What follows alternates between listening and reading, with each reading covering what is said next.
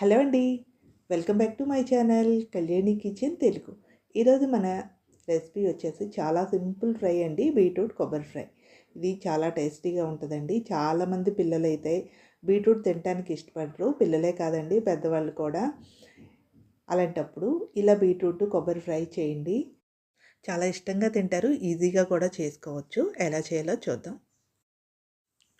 ఇక్కడ నేను పావు కేజీ బీట్రూట్ తీసుకున్నాను. బీట్రూట్ని ఒకసారి కడిగేసుకొని ఒక పిల్లర్ తీసుకొని పైన ఉన్నటువంటి చెక్క అంతా తీసేసుకోండి. ఇలా తీసుకున్న తర్వాత మరొకసారి కడిగేసుకొని బీట్రూట్ని ఇప్పుడు తురిమేసుకోండి. బీట్రూట్ని మరీ చిన్న చిన్నగా కాకుండా కొంచెం పెద్దగా కన్నాలు ఉన్న వైపు తురుముకోండి. కొంచెం పెద్దగా తురుముకుంటే తినేటప్పుడు కూడా బాగుంటుంది. మరీ ముద్దలాగా అయిపోకుండా ఉంటుంది. చిన్న చిన్నగా తురుముకుంటే మరీ ముద్దలా అయిపోతుంది. ఇలా బీట్రూట్ చివరి వరకు వచ్చినప్పుడు మాత్రం తురవకండి, ఎందుకంటే చేతులు కట్ అవుతాయి. కాబట్టి ఇలా వచ్చినటువంటి ముక్కని తీసి పక్కన పెట్టేసుకోండి. ఇప్పుడు అదేవిధంగా మిగిలిన బీట్రూట్ని కూడా తురిమేసుకొని ఇప్పుడు ఈ ప్లేట్ని పక్కన పెట్టుకుందాం. ఇప్పుడు స్టవ్ పై ఒక కడాయి పెట్టుకొని అందులో ఒక 4-5 స్పూన్ల వరకు ఆయిల్ వేసుకోండి. దీనికి కొంచెం ఆయిల్ ఎక్కువ ఉంటేనే బాగుంటుందండి. అందులో కొద్దిగా జీలకర్ర, 1 టీ స్పూన్ వరకు ఆవాలు, కొద్దిగా శనగపప్పు, కరివేపాకు, ఎండుమిర్చిని ఇలా రెండుగా కట్ చేసి వేసుకోండి. పోపుని కొద్దిగా వేయించుకోవాలి. పోపు కొద్దిగా కలర్ మారిన తర్వాత మనం ముందుగా తురుముంచుకున్నటువంటి బీట్రూట్ తురుమును వేసుకొని కలుపుకోవాలి.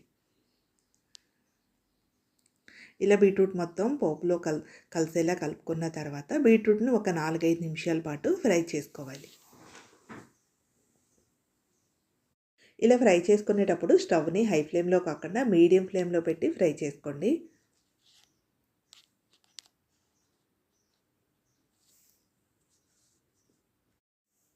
ఇలా మొత్తం కలిపేసుకున్న తర్వాత మూత పెట్టుకోవాలి. ఇప్పుడు ఒకసారి మూత తీసి చూసుకుందాం. బీట్రూట్ ఒక 50% వరకు ఫ్రై అయిపోయింది. ఇందులో ఒక పావు టీ స్పూన్ వరకు పసుపు, ఒక అర టీ స్పూన్ ఉప్పు వేసుకోవాలి. ఉప్పు చూసి వేసుకోండి, ఉప్పు ఎక్కువ పట్టదు బీట్రూట్కి ఎప్పుడైనా సరే.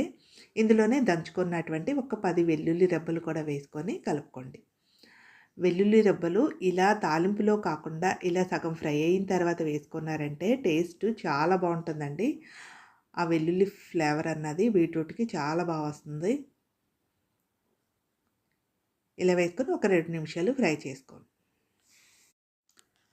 బీట్రూట్ ఫ్రై అయిపోయింది. ఇందులో ఒక కప్పు పచ్చి కొబ్బరి తురుము వేసి కలుపుకోవాలి. బీట్రూట్ పచ్చి కొబ్బరి మొత్తం బాగా కలిసేలా కలుపుకున్న తర్వాత ఇందులోనే 1 టీ స్పూన్ వరకు కారం కూడా వేసి కలిపేసుకొని ఒక 2 నిమిషాలు ఫ్రై చేసుకున్నారంటే బీట్రూట్ ఫ్రై రెడీ అయిపోతుంది. ఇలా బీట్రూట్లో పచ్చి కొబ్బరి వేయటం వల్ల టేస్ట్ అయితే చాలా బాగా వస్తుంది.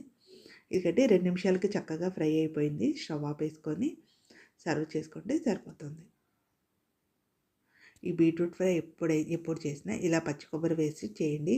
టేస్ట్ అయితే చాలా బాగుంటుంది. పిల్లలు తినడానికి కూడా మామూలుగా అయితే బీట్రూట్ ఇష్టపడరు. ఇలా కొబ్బరి వేసి చేశారంటే తినడానికి కూడా చాలా టేస్ట్గా ఉంటుంది. పిల్లలు కూడా ఇష్టపడతారు. తప్పకుండా ఒకసారి మీరు కూడా ఈ విధంగా ట్రై చేయండి. పిల్లలకైతే వారంలో 2 సార్లన్నా ఇలా ఫ్రై చేసి పెట్టండి. చాలా మంచిది. పిల్లలకి హిమోగ్లోబిన్ లెవెల్స్ పెరుగుతాయి. అంతేకాకుండా ఎవరికైతే బ్లడ్ తక్కువగా ఉందో అటువంటి వాళ్ళు కూడా వారంలో 2 సార్లన్నా ఇలా తీసుకోండి బీట్రూట్ని. నచ్చితే ఒక లైక్ చేయండి. ఫస్ట్ టైం నా ఛానల్ చూస్తున్నట్లయితే సబ్స్క్రైబ్ చేసుకోండి. Thank you for watching.